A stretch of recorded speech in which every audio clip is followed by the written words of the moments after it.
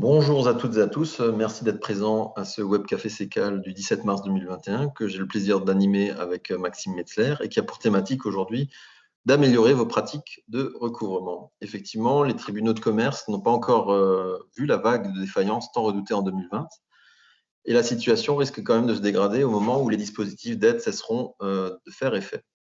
Alors, de l'arrêté des comptes, nous, en tant qu'experts comptables, nous constatons parfois des provisions créances encore très anciennes, avec des procédures de recouvrement qui ne sont pas forcément appliquées correctement ou qui sont un peu abandonnées par moment. Le but de ce webinaire est de vous montrer comment gérer au mieux vos créances douteuses, de savoir quelle est la palette des moyens de recouvrement possibles, quelles sont les méthodes de recouvrement efficaces et comment sécuriser au mieux vos relations commerciales avec un possible accompagnement de la CECAL, puisque la loi Pacte nous permet désormais de vous accompagner sur ces thématiques-là.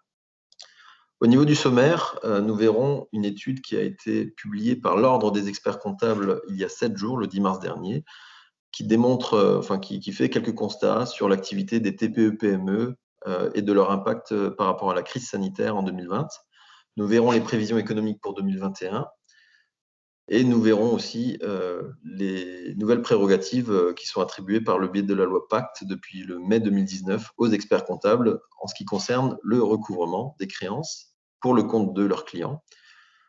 Et avec Maxime, nous verrons les procédures civiles d'exécution et les conditions générales de vente.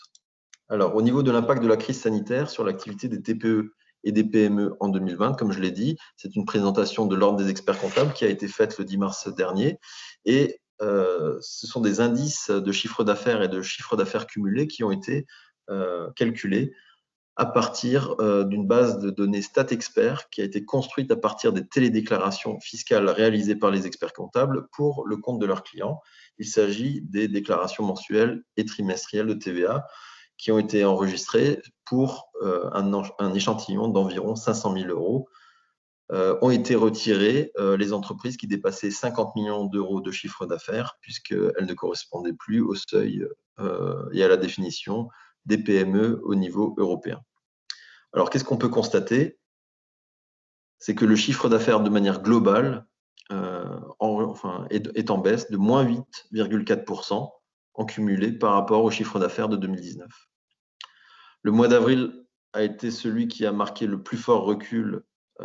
C'était dû lors du premier confinement, donc 35%. Et on voit qu'au quatrième trimestre, le chiffre d'affaires s'est aussi contracté de 5,6% du fait des mesures de couvre-feu et de confinement qui ont eu lieu en novembre aussi.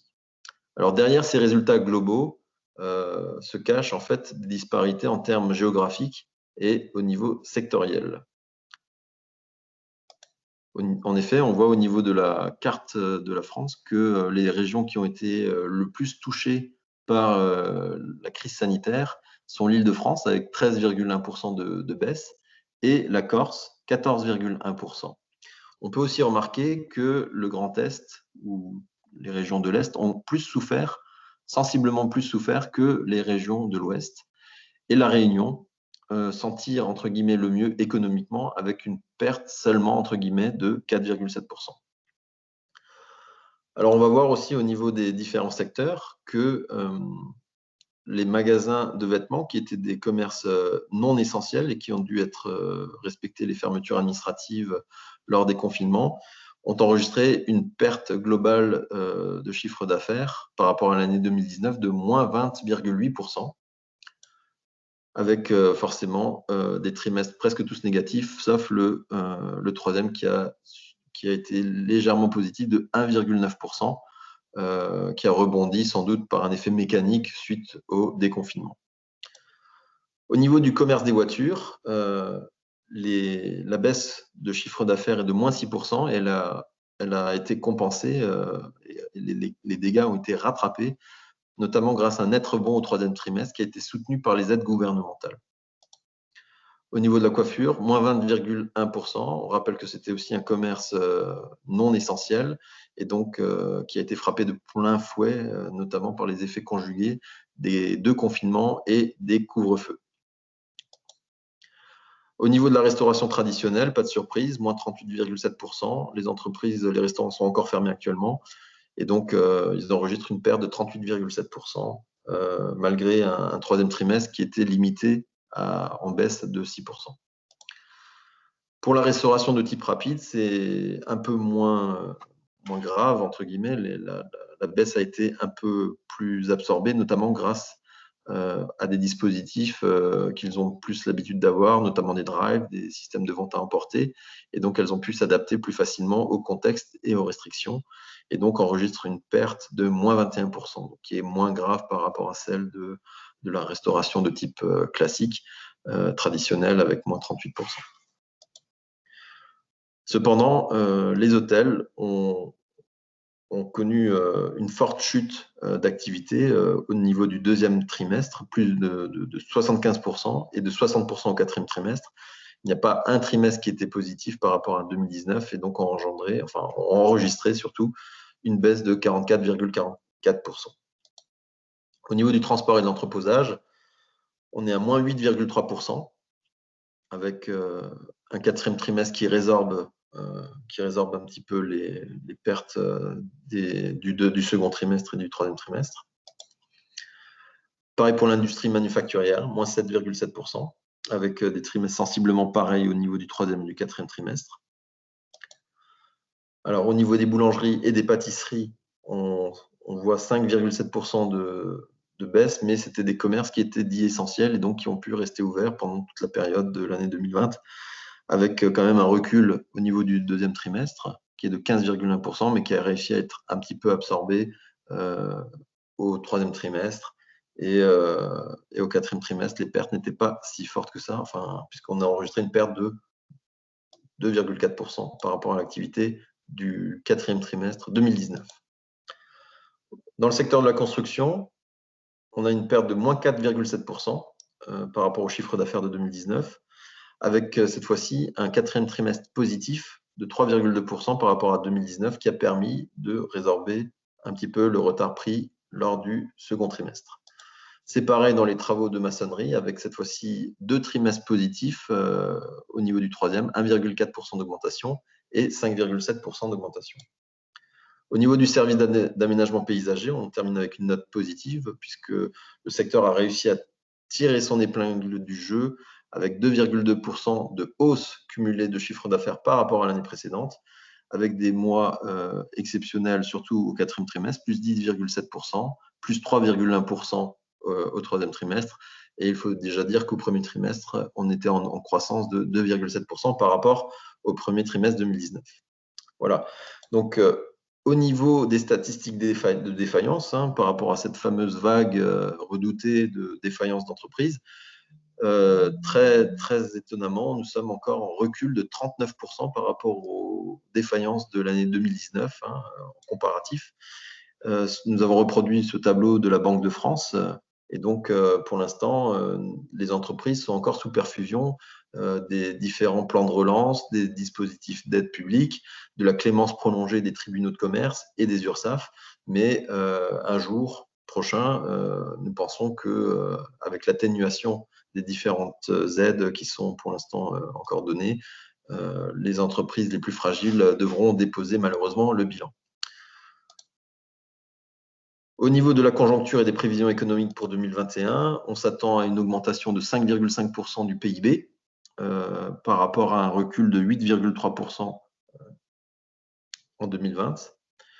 Et donc la croissance ne ferait son retour qu'au printemps, qui serait d'abord soutenue par la consommation et l'investissement des entreprises avec la mise en œuvre du fameux plan de relance.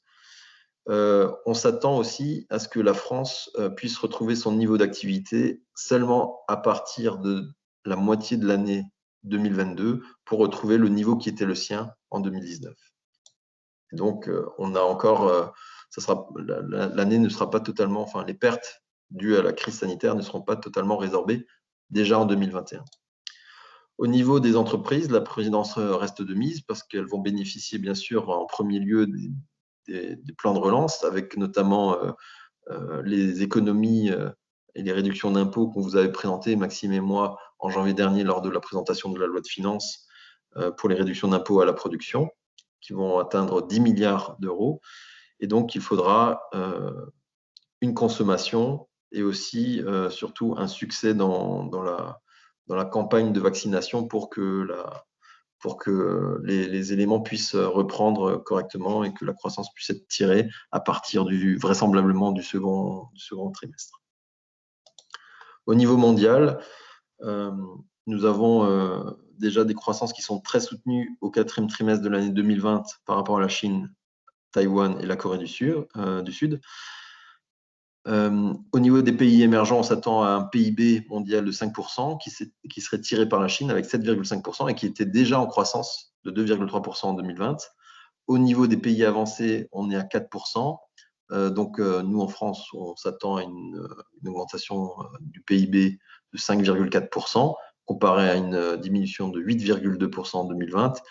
L'Allemagne a réussi à absorber plus le choc en 2020 avec moins 5,3% et serait en croissance de 4,2% de manière estimée pour l'année 2021, notamment parce qu'elle a été frappée aussi par un confinement encore en fin d'année 2020 et début d'année 2021. Donc 4,2% pour l'Allemagne en 2021 avec un PIB mondial qui serait en progression de 4,4% cette année. Enfin, pour les missions de recouvrement par l'expert comptable, depuis la loi du 22 mai 2019, qui s'appelle la loi Pacte, celle-ci donne des prérogatives nouvelles aux experts comptables, comme notamment la prise en charge du recouvrement amiable des factures impayées. Et donc, par rapport à ça, concrètement, cela signifie que lorsque il y a des ordres de virement qui sont effectués aux fournisseurs, les experts comptables peuvent réaliser des paiements en s'assurant que la facture a fait l'objet d'un bon à payer et en rendant compte aux clients des opérations effectuées. Là, il s'agit de payer les factures pour les fournisseurs, mais en sens contraire, on peut aussi contraindre les débiteurs de nos clients à payer leurs dettes par une mise en demeure et procéder à des mesures de recouvrement. Ces actions constituent une palette de nouvelles missions que la CECAL peut proposer à ses clients grâce à ses services et aux services des partenaires du groupe, avec des possibilités d'améliorer le recouvrement pour le compte des clients qui, par manque de temps, par manque de connaissances en matière de recouvrement ou par un manque de suivi ou de procédure, peuvent risquer d'avoir des créances de plus en plus irrécouvrables au fur et à mesure que le temps passe. Et le service peut être plus rapide par un tiers, comme le cabinet, avec aussi une nette séparation dans les fonctions. Voilà. Donc, nous allons passer et voir comment on peut vous accompagner grâce aux procédures civiles d'exécution que Maxime va vous présenter. Bonjour tout le monde. Alors, je suis particulièrement heureux aujourd'hui de vous présenter ce sujet que j'affectionne particulièrement, parce qu'effectivement, le recouvrement de créances, c'est quelque chose de très important. Et comme l'a rappelé Michael Montoya, les comptables se sont battus très longtemps pour qu'on puisse développer ce type de mission, parce que c'est quand même assez frustrant d'avoir accès finalement à vos comptes, à vos résultats, et de voir que par manque effectivement de techniques, de pratiques, de temps surtout, parce que c'est pas votre cœur de métier, de voir que finalement il y a des dettes de certains clients qui ne sont pas payés depuis des mois et des mois, voire des années, et que ça gangrène finalement votre résultat et votre activité. Donc, comme on a pu le préciser un peu plus tôt, c'est vrai que l'activité 2020 a été fortement ralentie. Et malgré tout, on a beaucoup moins de défaillances enregistrées que les années précédentes.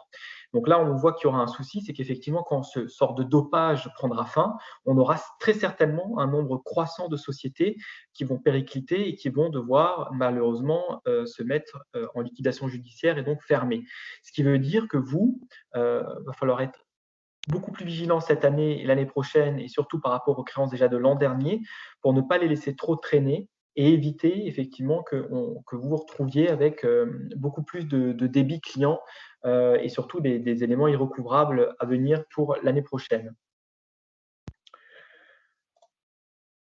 Au niveau du recouvrement de manière pratique. Alors, c'est vrai que souvent, on se dit oui, mais j'ai pas forcément les pièces qu'il faut. Alors, ce qu'il faut savoir, c'est qu'un contrat, finalement, ça se définit comme un accord de volonté qui a pour but d'engendrer une obligation d'une ou plusieurs personnes. Il faut 4 conditions essentielles. Il faut le consentement des parties, donc il faut qu'on puisse le constater, ce consentement. Il faut que la personne ait la capacité de contracter, donc c'est là où on parle plus particulièrement des personnes sous tutelle. Il faut que l'objet soit certain. Donc, on puisse dire, ben voilà, je vais t'installer ces bordures, ces pavés, je vais te livrer cette citerne, par exemple. Et il faut surtout que la cause soit licite. On ne peut pas attaquer quelqu'un par exemple, vous avez mandaté quelqu'un pour qu'il raye la voiture de votre voisin. Ce n'est pas licite, donc on ne pourra pas l'attaquer en justice. Voilà. Mais dans cette définition, on ne retrouve jamais la nécessité d'avoir un écrit. L'écrit, c'est seulement pour avoir une preuve, et donc vous n'avez pas besoin d'avoir un contrat en bonne et due forme. On peut se contenter finalement, comme c'est inscrit dans ce slide-là, d'avoir un faisceau d'indices, c'est-à-dire un SMS peut suffire. Hein. Vous avez un client qui vous dit, ben, par SMS, je vais te commander 10 kilos de viande, je vais te commander une citerne, vous lui dites le prix, vous dites OK, ça suffit parfaitement pour engager une procédure de recouvrement. Et quand on appelle procédure de recouvrement, ça concerne vraiment toutes les créances. Hein. Ici, on est effectivement dans le cadre professionnel, mais que ce soit pour des particuliers ou des professionnels, c'est exactement le même procédé qui vient à s'appliquer. Par exemple, on peut aussi citer, vous vendez quelque chose, un bien à quelqu'un sur le bon coin, cette personne ne vous paye pas, c'est la même procédure qui s'applique. Vous avez un salarié qui va quitter votre société et qui a un débit, par exemple, parce que c'était une personne en congé parental d'éducation, sa mutuelle était déduite sur son bulletin de paye pendant des mois, donc la paye étant négative, elle quitte la société, c'est un recouvrement de créance. Si la personne ne paye pas d'elle-même ou si vous ne pouvez pas compenser ces sommes avec autre chose, eh ben, vous mettez en place une procédure de recouvrement de la même manière. Vous avez un ami à qui vous avez donné 50 €, c'est la même manière pour récupérer l'argent. C'est une procédure de recouvrement qui s'applique de manière identique. La seule différence, c'est que pour un particulier, la procédure auprès du tribunal, hein, ce qu'on appelle les frais de greffe, c'est 0 €. Et pour un professionnel, c'est 35 €. Donc, vous voyez que souvent, on nous dit, oui, mais j'ai que 100 € par-ci, par-là, je ne vais pas faire des procédures pour ça. Ben, si, justement, tout l'intérêt, c'est de faire aussi des procédures pour 200, 300, 400 €. Il n'y a pas de montant minimum, puisque comme on va le voir, grâce au CGV ou même sans les CGV dans certains cas, on va pouvoir récupérer des indemnités qui vont vous permettre finalement de compenser l'argent que vous allez dépenser pour cette procédure.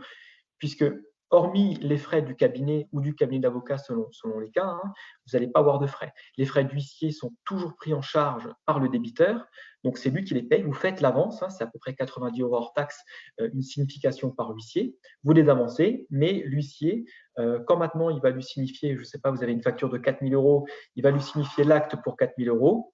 Vous allez avoir les 90 € de la signification qui vont s'ajouter sur le solde à payer par le débiteur. Donc, vous voyez bien qu'au niveau des frais, c'est assez réduit et si c'est bien construit, on va pouvoir effectivement demander plus de frais. Donc, dans l'idéal, ce qu'il faudrait avoir, c'est un devis, un bon de commande, des conditions générales de vente et une facture. Ça, c'est l'idéal. Maintenant, si vous n'avez pas de devis signé ou pas de devis tout court, mais un bon de commande signé ou un SMS qui vaut bon de commande, ça fera l'affaire. Si vous avez des conditions générales de vente, c'est mieux. Si vous ne les avez pas, ce n'est pas grave non plus. On verra effectivement que c'est important d'avoir des conditions générales de vente pour certaines clauses que vous allez pouvoir y intégrer et qui vont finalement faire foi comme contrat. Et bien sûr, il faut avoir la facture pour pouvoir justifier auprès du tribunal que vous avez bien tel et tel montant de créance à réclamer. Au niveau donc de la procédure, comment ça se passe? Parce que souvent on se dit: «Oui, j'ai 100 €, 200 €, 1 000 €, 3 000 €, 10 000 € à récupérer. Comment je fais en pratique?» En pratique, c'est plutôt simple. Généralement, on commence par une relance amiable. Ce n'est pas obligatoire, mais généralement, c'est ce qu'on fait. Et concernant la relance amiable, on voit bien que par rapport à la loi Pacte, qui va nous permettre d'intervenir pour vous, parce que nous, comme je vous l'ai dit, on est toujours assez frustré de voir qu'on a des débits aussi importants sur vos comptabilités. Et donc, souvent, ce que nos clients nous disent, c'est que oui, mais bon, vous savez, je le connais depuis 15 ans, je n'ai pas envie de le relancer, et puis bon, moi, ça me met un peu en porte-à-faux. Sachez que nous, on peut parfaitement prendre en charge cette mission. On écrit au client et finalement, quand le client va vous écrire, vous pourrez simplement lui indiquer, ben, vous savez, moi, ce n'est pas mon cœur de métier, j'ai demandé à mon comptable de s'en occuper. Donc, vous avez reçu un courrier de relance. Voilà, si c'est réglé, n'en tenez pas compte. Et puis, sinon, je m'arrangerai avec mon comptable. Voilà. Mais ce n'est pas vous qui êtes en première ligne. Et donc, c'est bien le cabinet qui prend en charge. Et donc, il y a ce courrier amiable qui est possible d'envoyer. Ce n'est pas obligatoire. On peut passer tout de suite à la mise en demeure. Si le client vous a dit moi, je ne paierai pas parce que pour X raison, on peut passer tout de suite à la mise en demeure qui, elle, par contre, est obligatoire avant toute procédure contentieuse. Donc, une mise en demeure, c'est simplement une version un peu améliorée de la relance amiable. C'est les mêmes termes qui sont employés. Simplement, il faut que le terme mise en demeure apparaisse et le montant à payer doit apparaître également. Et c'est suffisant pour valoir mise en demeure de payer telle et telle somme. Une fois que vous avez cette mise en demeure, là, il y a toute une palette de procédures qui va s'ouvrir à vous. Vous allez pouvoir passer par l'injonction de payer, la procédure au fond, le référé et plein d'autres procédures. Elles ont toutes leurs particularités, même si finalement ça ne change pas tant. Moi, je préfère vraiment passer par l'injonction de payer parce que c'est la procédure la plus rapide et la moins coûteuse. Elle nécessite par contre d'avoir un dossier avec un minimum d'éléments de preuves. Vous allez le comprendre. En fait, l'injonction de payer, c'est simplement un dossier que nous envoyons au tribunal dans lequel on va reprendre le devis ou le SMS, les éléments en tout cas que vous avez qui justifient que telle et telle société ou telle et telle personne vous doit tant et tant d'argent. Et ce document, on va l'envoyer au tribunal et le juge seul va décider, oui ou non, est-ce que cette somme est due. C'est-à-dire que la procédure n'est pas contradictoire dans l'injonction de payer, ce qui fait qu'elle est moins coûteuse parce que vous n'êtes pas obligé de venir, enfin, vous n'êtes même pas convoqué à venir, ni vous, ni la partie débitrice. Donc, le juge, de lui-même, il va se décider sur le fond de la créance. C'est pour ça que c'est important d'avoir un dossier qui est bien constitué parce que dans ce cas-là, vous allez lui envoyer, par exemple, le SMS où le client vous dit je veux telle et telle commande pour telle et telle somme. Vous lui dites OK. Vous le produisez, vous produisez la facture et éventuellement un extrait de compte qui prouve que le client est bien en débit de 1000 euros. Vous envoyez ça au juge et lui, il va se décider en disant écoutez, moi, il me semble que les pièces sont justifiées. Si le client ne paye pas, s'il n'y a pas d'opposition au paiement, moi, j'estime que la somme est due. Donc, le juge va vous renvoyer le document, grosso modo, en indiquant je valide cette créance. Il va vous renvoyer ce document à vous ou à nous, si on s'en occupe, mais en tout cas, on peut vous accompagner pour le mettre en place chez vous. Et il vous envoie ce document que vous allez devoir faire signifier par l'huissier à la partie débitrice pour qu'ensuite elle soit finalement condamnée à payer la somme que le juge vous a attribuée. Voilà comment se passe l'injonction de payer. Donc, c'est la procédure la moins chère. Dans les cas où vous avez des contestations de la partie adverse, par exemple, vous avez posé du carrelage, des bordurettes, et que le client, vous savez qu'il y a des contestations sérieuses, vous allez devoir être appelé à venir débattre au fond, donc devant le juge. C'est ce qu'on appelle la procédure au fond, qui est un peu plus coûteuse parce que vous devez passer, dans certains cas, par avocat, mais il y a d'autres cas dans lesquels vous pouvez vous déplacer vous-même à l'audience. Voilà, donc nous, on préconise vraiment l'injonction de payer, c'est ce qu'il y a de plus simple. Le juge a 1 mois pour répondre et à partir de là, l'huissier va pouvoir intervenir. Donc, l'huissier va pouvoir intervenir, on appelle par ici que, en fait, l'huissier va pouvoir faire tout ce qu'il veut, quasiment, pour récupérer l'argent. C'est-à-dire, il va pouvoir bloquer les comptes, il va pouvoir saisir la rémunération, les autres rémunérations que votre dirigeant va pouvoir avoir, par rapport à cette société. Il va pouvoir saisir les subventions. Vous avez par exemple un agriculteur qui vous doit de l'argent, il reçoit des subventions, les payes de lait. Il va pouvoir saisir les payes de lait. Il va pouvoir vendre les biens du débiteur. Il va pouvoir faire un peu tout ce qu'il veut, de légal bien entendu, pour récupérer votre argent. Il y a d'autres procédures, souvent moins connues, mais qui existent aussi. On appelle, alors il y a la déclaration de créance. Généralement, elle vient en bout de course quand la société ferme. C'est ce qu'on espère pouvoir limiter au maximum suite au coronavirus. Et donc, la déclaration de créance se fait quand finalement vous n'avez pas pu récupérer votre argent, la société a fermé, vous déclarez votre créance ou on la déclare pour vous, encore une fois, auprès du mandataire pour que, au terme de la liquidation, vous puissiez éventuellement récupérer quelque chose, même si c'est très rare. C'est pour ça qu'il vaut vraiment mieux agir en amont. Vous avez le dépôt de plainte qui est également possible parce que vous avez soit la possibilité d'agir au civil, donc injonction de payer, procédure au fond, soit de passer par le pénal. Par exemple, vous recevez un chèque, vous l'encaissez, le chèque revient impayé au motif que le débiteur a dit que le chèque avait été volé. C'est un faux. Il a fait une fausse déclaration, c'est interdit. Soit vous passez au civil par une injonction de payer, soit vous passez au pénal. C'est une possibilité. Vous avez la revendication. Alors, la revendication, c'est par exemple le fait que vous avez vendu un bien, admettons une pergola. Le client, vous savez qu'il n'y a plus d'argent à récupérer. Plutôt que de récupérer l'argent que vous ne savez pas possible, vous allez pouvoir demander de récupérer le bien. Parce que vous ne pouvez pas le récupérer vous-même, il faut faire également une demande auprès du tribunal qui s'appelle une revendication, vous récupérez votre pergola plutôt que de récupérer l'argent. Vous dites à défaut de récupérer l'argent, je récupère au moins le bien, peu importe son état.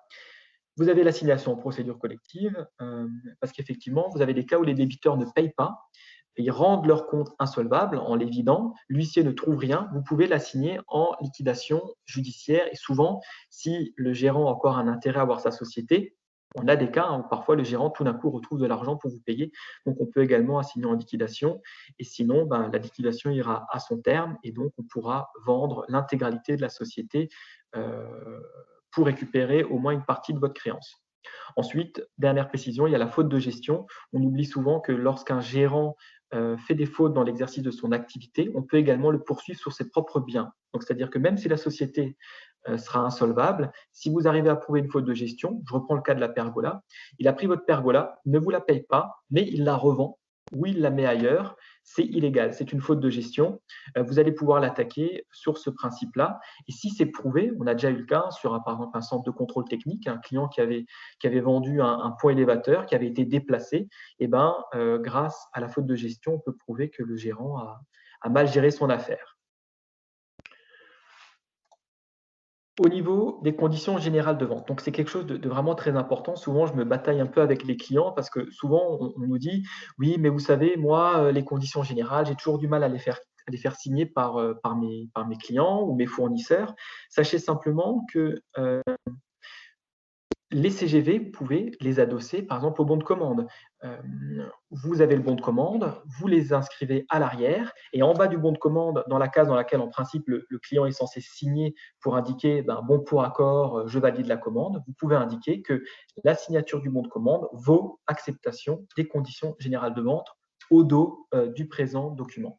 Et donc, c'est aussi suffisant. Le mieux, c'est d'avoir des CGV signés en propre, mais si vous avez une mention qui y fait référence, c'est aussi suffisant. Les CGV, c'est important parce que dans les CGV, vous allez pouvoir prévoir tout ce que vous voulez.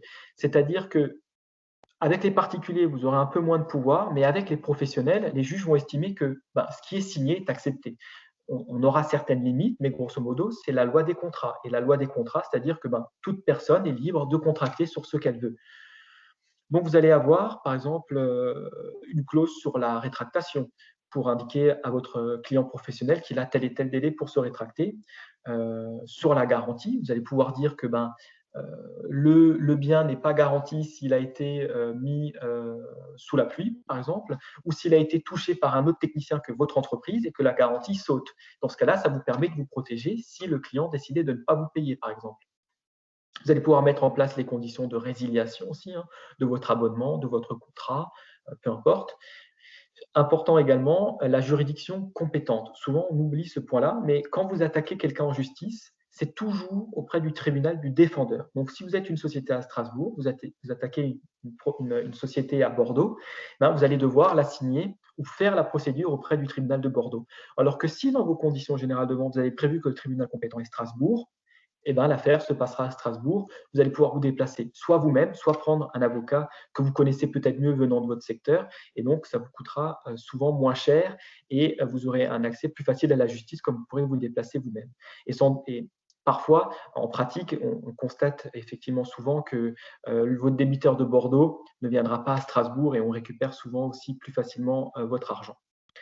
Vous allez pouvoir mettre des pénalités de retard parce que vous avez le droit légalement à un intérêt légal qui est très très bas, mais vous allez pouvoir ajouter par exemple que s'ajoute à cet intérêt légal 10%. Et donc, vous allez avoir 10% par mois de retard, par jour de retard en plus qui vont s'additionner à votre créance. Vous allez pouvoir intégrer également une clause pénale. Donc, une clause pénale, c'est par exemple de dire que mon client me doit 1 000 euros sur une facture totale de 2 000 ou peu importe, il me doit 1 000 et que dans les CGB, vous allez indiquer que sur la somme en retard de paiement va s'imputer une clause pénale de 10%. Et donc, vous allez pouvoir demander 10% de la somme que votre débiteur vous doit, encore en plus de tout ce qu'on a déjà évoqué. Vous allez pouvoir également intégrer des frais de mise en demeure. Donc, le courrier dont on parlait avant, le courrier de mise en demeure, qu'on va pouvoir faire ou que vous allez pouvoir faire par quelqu'un d'autre ou par vous-même en interne. Mais même si vous le faites en interne et que du coup, il ne vous coûte rien, vous allez pouvoir demander des frais pour ce courrier de mise en demeure. Nous, généralement, on demande 60 € hors taxe, sachant que le courrier que nous, on va vous facturer ne coûte pas 60 € hors taxe, il coûte beaucoup moins. C'est-à-dire que déjà sur cette partie-là, vous allez gagner plus d'argent que ce que ça vous coûte. Mais effectivement, on va pouvoir intégrer des frais de mise en demeure. On peut intégrer de l'article 700. Généralement, on appelle ça grossièrement article 700. C'est l'article 700 du Code de procédure civile qui permet effectivement de récupérer une partie de ce que votre avocat va vous coûter ou votre conseil juridique. Et donc là, c'est pareil, hein, on n'est pas obligé de justifier sur facture. Donc nous, on peut vous demander, par exemple, vous avez une procédure de recouvrement à nous confier à hauteur de 4 000 euros. On vous demande 200 euros et nous, on va demander 500, 600, même 1 000 euros d'article 700. Et si le juge vous les octroie, eh ben, vous allez finalement, comme vous l'avez vu, gonfler l'indemnité que vous allez percevoir. Il y a les indemnités du Code du commerce. Là aussi, vous avez le droit à 40 euros par facture non payée, même si la facture est d'un montant plus faible que 40 euros. Donc, c'est-à-dire, vous avez vendu des paquets de bonbons à un client pour 20 euros 50 fois. Et ben, vous allez pouvoir demander 50 fois 40 euros, même si finalement vous n'avez que 20 euros par facture. Et donc ça, nous, dans le dossier qu'on va monter pour vous et qu'on va envoyer au tribunal, on va demander l'article 700, les indemnités du Code du commerce par facture impayée, la clause pénale, les pénalités de retard, et ainsi de suite. Et vous voyez qu'effectivement, on peut faire gonfler ce montant-là. J'ai même des clients qui nous appellent, et c'est une réalité, pour me dire, attendez, Maxime, je ne comprends pas, j'avais un impayé de 4 000 et j'ai reçu 4 600, mais je vous ai déjà payé. Et effectivement, on leur explique que quand on refait le calcul, on arrive à beaucoup plus que ce que la procédure nous a coûté. Donc, j'insiste assez là-dessus parce qu'on entend trop souvent « Ah, mais pour 200 euros, ça ne vaut pas la peine, ça va me coûter trop cher. » Non, ce n'est pas vrai. Effectivement, on peut largement s'en sortir dans les frais. Il n'y a pas de raison, même parfois pas, pour des histoires de principe, hein, quand le travail a été fait, eh ben, il doit être payé. Il n'y a pas de raison qu'on sucre 100 ou 200 euros des factures. On peut également préciser qu'on peut indiquer dans ces CGV d'autres mentions, hein. Alors, comme je vous ai dit, on est assez libre, hein, mais on peut mettre des indemnités d'occupation, comme le font d'ailleurs les garagistes, hein, quand vous laissez une voiture en réparation trop longtemps. Au moment où vous recevez un courrier qui vous dit si vous ne retirez pas votre voiture, on va devoir vous facturer tant et tant d'euros par jour. Et donc, admettons, vous vendez une citerne, mais que vous demandez que le paiement à la livraison. Et finalement, le temps que vous mettiez votre commande en construction, il se passe 3 mois et le client, finalement, vous dit finalement, moi, je ne la veux plus. Vous ne me livrez pas, je ne la veux plus. Et dans ce cas-là, vous allez pouvoir mettre en compte des pénalités d'occupation le temps que vous fassiez la procédure de recouvrement. Parce que ce n'est pas parce que vous n'avez pas été payé, vous n'êtes payé qu'à la livraison, que vous n'aurez pas le droit de monter une procédure de recouvrement pour demander cet argent. Et donc, si vous mettez 5 mois à obtenir un titre du tribunal, vous allez pouvoir facturer 5 mois d'indemnité finalement d'occupation, parce qu'une citerne, ça peut prendre beaucoup de place et vous n'allez pas pouvoir stocker toutes les citernes de tous les clients qui refusent d'être livrés immédiatement.